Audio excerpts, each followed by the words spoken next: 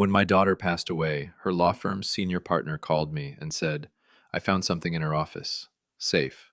Meet me there tonight, and don't bring your son-in-law.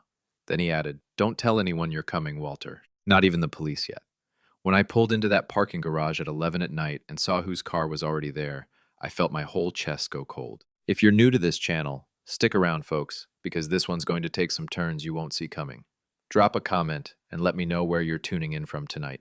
Give this a like if you're the kind of person who still believes family means something. And if you haven't subscribed, now's as good a time as any, because trust me, you're going to want to see how this ends. My name is Walter Briggs. I'm 63 years old, and I spent 31 years running a small hardware store on Route 9 outside Harrisburg, Pennsylvania, before I sold it and retired 4 years back. My wife Loretta passed of cancer 11 years ago, so it had just been me and my daughter Emily for a long while, though she'd built a life of her own by the time all this happened. Emily was 34. She was a litigation attorney at Cranmore and Boyle, one of the oldest firms in the city, and she'd worked her way up there since law school on nothing but stubbornness and long nights, the same stubbornness her mother had. This is her story now, folks, as much as it's mine. Maybe more. The funeral was on a Thursday, the second week of March, at Whitfield Memorial Chapel out on Linglestown Road. It was cold that morning, the kind of cold that gets into your knees before it even touches your face. I stood up front in the same dark suit I wore to Loretta's service 11 years earlier, looking at a casket holding the only child I had, and I kept waiting for the grief to feel like something solid I could hold on to, instead of this fog that just sat on my chest. It didn't come. Not that morning. Emily had died 9 days before that, on a Tuesday night alone in her own home.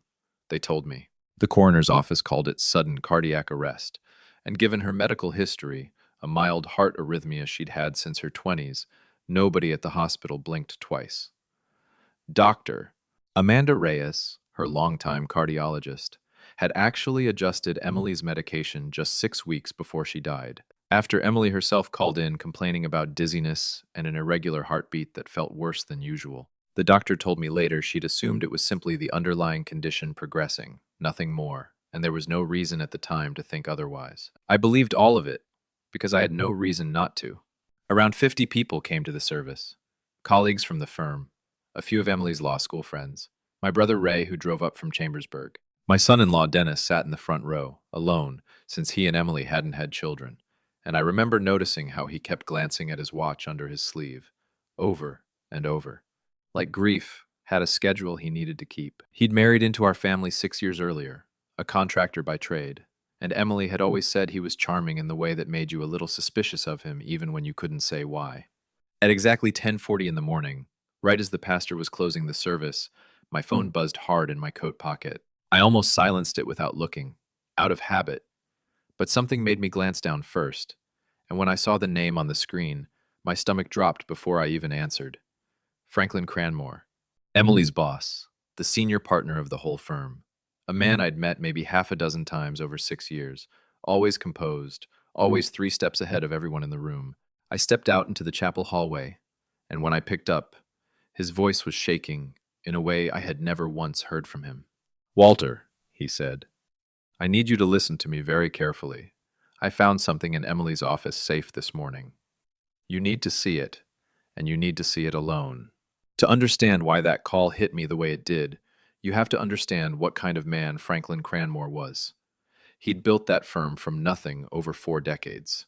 He was the kind of man who negotiated 8-figure settlements without raising his voice, who buy Beverly Associates' kid's birthday, who Emily used to say never once, not one single time in 6 years, seemed rattled by anything. Hearing that calm crack down the middle over the phone told me something had gone very wrong in this world. What did you find? I asked him, standing in that quiet hallway with the organ still playing faintly behind the door. Not over the phone, he said. Come to the office tonight, after hours. And Walter, listen to me. Don't tell Dennis. Don't tell anyone you're coming. Not the police, not yet. Just come alone. I need to explain something about my family before I go any further, because nothing that happens next will make sense without it. Emily built her whole life on scholarships and student loans and pure grinding effort. And by the time she married Dennis, she was making good money, more than either of us had ever seen in the hardware business. She and Dennis bought a house out in Hershey, and over the last 2 years, Dennis's contracting business had started falling apart. One bad project after another, lawsuits from unhappy clients, equipment repossessed. Emily had quietly been covering his business debts out of her own accounts for months, something she only told me about over Christmas, swearing me to secrecy because she said she didn't want me worrying. The weeks before she died, something had shifted in her, and I hadn't paid close enough attention to it. God forgive me. She'd started calling me more often, asking strange, careful questions. Had I ever signed anything giving someone power of attorney over my affairs? Had I noticed anything odd with my own bank statements? I told her no, and asked what on earth she meant, and she brushed it off, said she was just being cautious after a case at work involving elder fraud, and that it had gotten into her head. I didn't think much of it. Looking back now, I understand exactly what she was really asking me. 3 days before she died, Emily called me at 9 at night, later than she usually called, and her voice sounded tight, careful. She told me she'd found some financial paperwork in the house she didn't remember signing, something related to a joint account she and Dennis had opened together for his business. She said Dennis told her it was standard refinancing paperwork for the house, nothing to worry about, but that something about the notary stamp looked wrong to her, and as a litigator, she knew what a wrong notary stamp usually meant. I told her to trust her gut, the way I'd told her that her whole life. She laughed a little and said she would look into it properly after a work deadline passed. We hung up. That was the last real conversation I ever had with my daughter. 2 nights later, on the night she died, I called her around 8 to check in, and she didn't answer. I figured she was working late, the way she often did, and I didn't think anything of it until Dennis called me himself the next morning, his voice cracking, telling me he'd come home from a job site late and found her on the kitchen floor. Cardiac arrest, they told us both, sudden and unexpected given her arrhythmia history. Nobody asked a single further question, and in my grief, neither did I. Standing in that hallway with Franklin Cranmore's voice shaking in my ear, all of it came flooding back at once, every piece slamming into place. The strange questions about power of attorney, the paperwork with the wrong notary stamp, the way Dennis kept checking his watch at the funeral like he had somewhere else to be. Franklin, tell me what's going on, I said, low enough that it wouldn't carry back into the chapel. I can't explain it over the phone, Walter. Emily left something in the firm's safe, a letter and a flash drive. She came to me 3 weeks ago, told me only to open the safe if anything ever happened to her. Morning, after I heard the news, I opened it. And what's on it? I need you to see it with your own eyes. Come to the office tonight, after everyone's gone home, 10 o'clock. And Walter, whatever you do, don't say a word of this to Dennis. My hands were shaking by the time I hung up. I went back inside and sat through the rest of the service without hearing a single word of it. And when the pastor finished and everyone started making their way out to the burial site, I told Dennis I had some paperwork with the funeral home I needed to sort out, and that I'd meet everyone at the house afterward for the gathering. Dennis barely nodded, already checking his phone again. I stood there a moment longer, watching my son-in-law walk toward his car without a single tear on his face, and that cold feeling from the hallway settled even deeper into my chest. I got into my truck, an old gray Silverado with better than 150,000 miles on it, and I drove home to wait out the rest of that impossibly long day, my daughter's casket barely in the ground behind me, with no idea that the hardest part of it hadn't even happened yet. Cranmore and Boyle occupied 4 floors of a stone building downtown, the kind of building Emily used to point at with quiet pride every time we drove past it together. I parked in the empty garage at 9:50 that night, still half dressed from the funeral, my tie stuffed in my coat pocket, my mind spinning through every possible thing Franklin could need to show me. The lobby guard, an older man named Curtis, who recognized me from Emily's holiday party 2 years back, waved me through without much question, and I headed for the elevator bank, my heart hammering harder with every step. That's when I saw headlights swing into the loading area outside the glass doors behind me. A truck, moving fast, parking crooked across 2 spots that weren't really spots at all. Dennis's white contractor's truck, the one with his business logo peeling off the door. I stopped cold. Dennis was supposed to be at our house right now, greeting the handful of people who'd come by after the burial, standing where a husband stands on the day his wife goes into the ground. Instead, here he was, downtown, at his dead wife's law firm, less than an hour after telling everyone he needed to go home and rest. I stepped behind a concrete pillar near the elevators, my pulse pounding in my ears. and watched through the glass as Dennis climbed out of his truck and strode toward the entrance, his jacket half buttoned, his face tight in a way I had never once seen on him. He wasn't grieving. He looked like a man racing a clock only he could see. I stayed frozen behind that pillar, watching my own son-in-law walk into that lobby with obvious urgency, on the very same night, at the very same building, that Franklin Cranmore had just warned me to keep him far away from. I held my position behind that pillar for what felt like a full minute, watching Dennis walk straight to the security desk instead of the elevators, leaning in close to Curtis, talking fast, one hand flat on the counter. In that particular way, a man talks when he's trying to get somewhere he isn't supposed to be. Curtis shook his head slowly. Dennis said something else, more insistent, and Curtis picked up the desk phone, clearly checking with someone upstairs.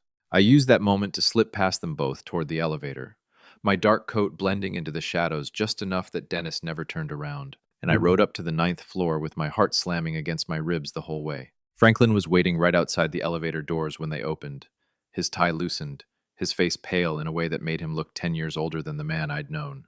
"Walter, thank God," he said, and before I could get a single word out, he added, "Did you see him down there?" "That's my son-in-law," I said. "Franklin, what in God's name is going on? Why is Dennis here?" Franklin's jaw tightened. "'Cause I called the house phone by accident this afternoon trying to reach you, and Dennis answered instead. I only told him I needed to discuss some paperwork Emily left at the office. I never said what. That was apparently enough to send him racing down here ahead of you." My stomach dropped clean through the floor. "Get to what before I did?" Franklin led me down the hall toward his corner office, and without turning around, he said the words that changed everything. "Your daughter suspected something was happening to her, Walter, and she made absolutely certain I'd be the one to tell you the truth, not him." Franklin's office looked exactly as I remembered from that one holiday party years back. Dark wood shelves lined with case files, a window looking out over the city lights. He shut the door behind us and locked it, then walked over to a small wall safe hidden behind a framed photograph of the Susquehanna River. He pulled out a plain manila envelope with Emily's handwriting across the front. "For my father only, if anything happens to me." "She brought this to me 3 weeks ago," Franklin said, sitting down across from me instead of behind his desk, which told me plenty about how seriously he was treating all of this. "She said she didn't trust keeping it anywhere near the house. Said if anything ever happened to her, I was to hand it to you, and only you in person, and to warn you to be careful about who you told."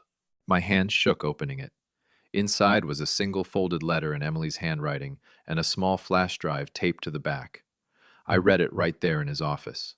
Emily wrote that she'd discovered nearly $90,000 missing from a joint account she and Dennis had opened together, transferred out in small amounts over about 5 months, always timed right after his failed jobs fell through. She wrote that when she confronted him about the notary stamp on the refinancing paperwork, something in his face made her stomach turn, and she started quietly pulling their bank records herself, using her old business login. She wrote that she'd found a second power of attorney document filed with the bank, one that would give Dennis full control over her assets if she were ever declared incapacitated, dated a month earlier, with a signature that was close to hers, but not quite right. She wrote that her arrhythmia symptoms had gotten noticeably worse, right around the same time Dennis started handling her prescription refills for her, since her pharmacy had switched to requiring pickup during business hours and he'd offered to take care of it since he was in and out of the house all day. She wrote that she didn't want to believe what she was starting to suspect, but she wasn't willing to stay silent about it either, and if anything happened to her, she needed her father to know the truth before anyone else got the chance to bury it. "There's more on the drive," Franklin said quietly. "Financial records, and something else. Walter, I think you need to sit down for this part." He plugged the flash drive into his laptop and turned the screen toward me. The first folder held bank statements Emily had screenshotted herself. 4 transfers between October and February, totaling just under $90,000, all authorized using that power of attorney document she never actually signed. The money had moved into an account solely under Dennis's name.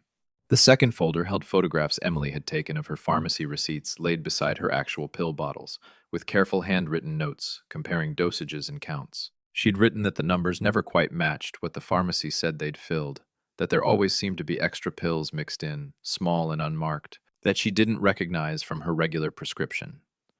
The third folder stopped my heart cold. It held a screenshot of a text conversation Emily had somehow recovered from a shared laptop they kept for household bills, A conversation between Dennis and a contact saved only as Marco, dated less than a month before she died. Dennis had written, "She's asking questions about the account. We need to move faster before she talks to her father." The reply from Marco read, "Keep bumping the dose a little at a time. Nobody looks twice at a heart thing when she's already got the condition." I sat there, staring at that screen, feeling something crack open in my chest that I didn't have words for yet. Franklin put a hand on my shoulder and told me Emily had come to him specifically because she was afraid that if anything happened to her, whoever was responsible would try to control the story before I ever learned the truth, and she was determined not to let that happen. "She protected you from beyond the grave, Walter," Franklin said quietly. "Now we need to protect you for real." I asked him why he'd been so insistent about keeping Dennis away from all this. Franklin answered plainly.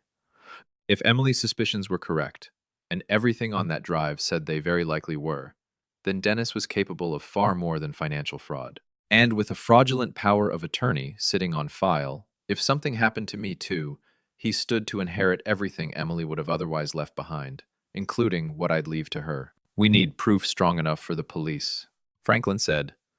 "Not just suspicion, and we need it before he realizes we're looking."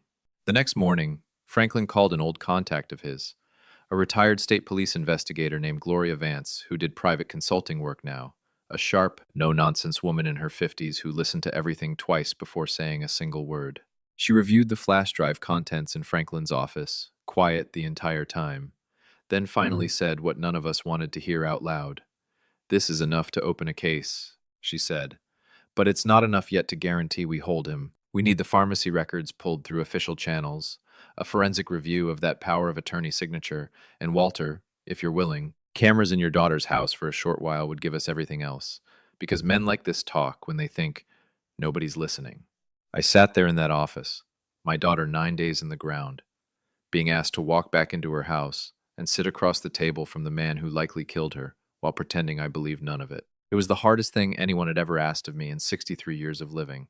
I said yes, without hesitating, because Emily had trusted me with the truth, and I wasn't about to let that trust go to waste. Gloria installed 2 small cameras in Emily's house 2 nights later, one hidden in a kitchen smoke detector, one tucked inside an old mantel clock in the living room, while Dennis believed I was staying with my brother in Chambersburg to grieve. I moved back into that house the following week and told everyone I just needed to be around Emily's things for a while, to feel close to her. It took 13 days. 13 days of forcing myself to sit across from Dennis at that same kitchen table, nodding along as he talked about handling Emily's estate, watching him bring up selling the house twice, gently asking if I thought I might be ready to think about it soon. Every single night I went to bed feeling sick to my stomach, and every morning I got up and did it again, because Gloria told me the moment he felt truly safe was the moment he'd stop being careful. On the 13th night, it happened. Dennis had a phone call in the kitchen, thinking he was alone, the kind of call people make when the house feels empty around them. The kitchen camera caught every word of it, his voice pitched low but perfectly clear. He said, word for word, "The account's fully moved now, and once the house sells, we're completely clear. We don't even need that power of attorney paper anymore. It did its job." Whoever was on the other end must have asked something, because he laughed, actually laughed, and said, "Nobody double-checks a woman's heart medication when she's had the same condition for 15 years. Nobody ever thinks to look." Gloria had that footage logged into an evidence file within the hour, combined with the pharmacy records her contact pulled, which showed an unexplained pattern of early refills on a medication that dangerously affects heart rhythm at elevated doses, and a forensic handwriting analysis confirming the power of attorney signature was forged. We finally had what Gloria called a case that would actually hold up in front of a jury. Franklin looked at me across his desk that night and said quietly, "Now we bring it out into the open, Walter, on our terms, not his." We decided to do it at the formal reading of Emily's will, which her estate attorney, a longtime colleague of Franklin's named Patricia Nguyen, had already scheduled for the following Wednesday at her office downtown. Dennis had no idea Gloria Vance would be sitting quietly in the conference room next door, or that 2 detectives from the county would be waiting outside in an unmarked car for her signal. I spent that entire week acting exactly the way I had for the past 13 days, tired, cooperative, quietly grieving, letting Dennis believe his plan was unfolding exactly as he'd hoped. He even hugged me the morning of the meeting and told me he was glad I was finally starting to come around to moving forward. I stood there, letting his arms wrap around me, thinking about that recording sitting on Gloria's laptop, feeling nothing but cold, steady patience. We sat down in Patricia's office at 10 o'clock that morning. Dennis, in a charcoal suit, composed, almost relaxed, clearly expecting a simple formality before collecting what he believed was already his.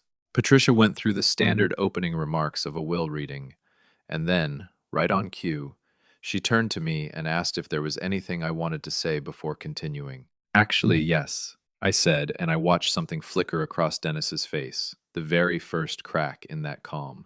Before we go any further, I think it's time you saw what my daughter left behind. I nodded toward the door, and Franklin walked in carrying his laptop, followed by Gloria Vance, whose face Dennis clearly half recognized from somewhere.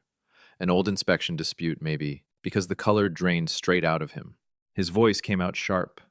"What is this? Walter, what's going on here?"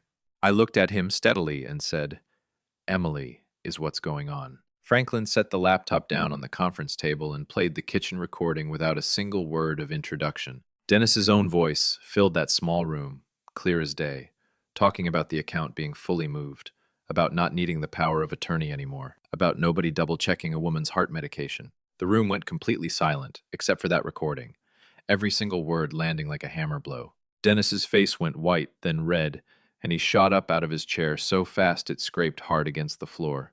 "That's not what it sounds like. That's taken completely out of context." "Sit down," Gloria Vance said calmly, showing her credentials for the first time. "There are 2 detectives waiting right outside this office, and everything you say from this point on can be used against you.